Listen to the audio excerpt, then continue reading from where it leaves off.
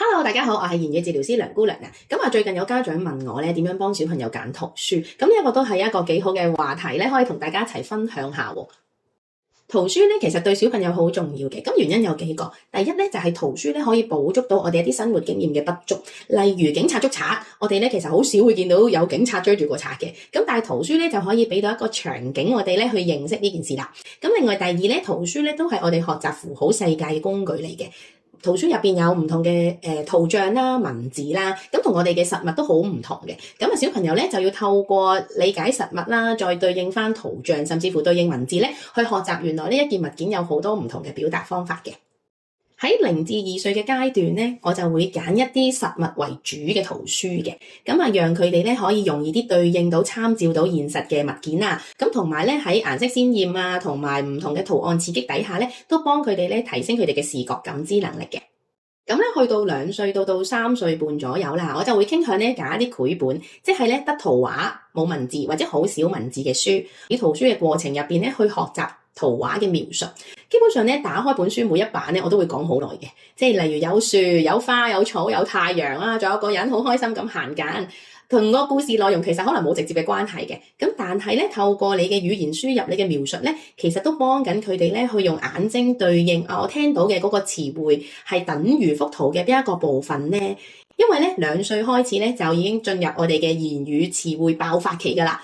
咁咧一路睇圖書嘅時候啦，家長就要避免一件事咧，就係好似考試咁樣打開本書問呢個咩嚟㗎？你見到邊個啊？呢個係點㗎？咁我哋咧睇圖書咧都希望同小朋友一齊互動咁樣睇嘅。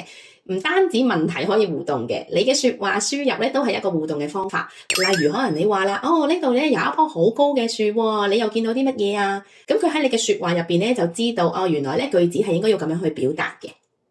去到3歲半咧就係語言邏輯發展嘅開始。咁喺睇故事嘅時候咧，內容就變得重要啦。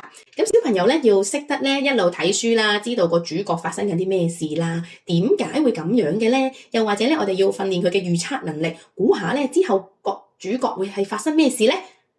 咁大家揀故事書嘅時候咧，就不妨揀一啲咧比較多情節起承轉合嘅一啲圖書故事。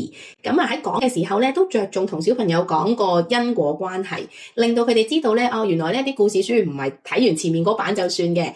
去到4、5歲開始咧，就係文字嘅敏感期啦。開始咧佢哋會認字嘅。喺呢個時候咧，家長可以不妨咧講故事講2次。第一次咧就係淨係睇圖畫，主要咧用一啲生動有趣嘅方法教導佢哋咧去理解呢一個故事嘅內容。